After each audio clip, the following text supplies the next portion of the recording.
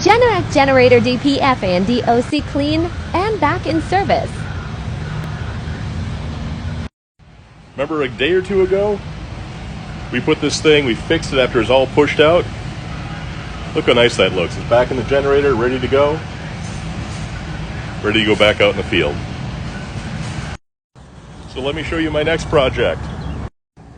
It's so cute. Look at this. It's not the size of your EGR cooler. It's how you clean it. And this baby is dirty. Check it out. You can see how crapped up it is in there. It's pretty dark. Let me get my flashlight on that. Yep, that's dirty.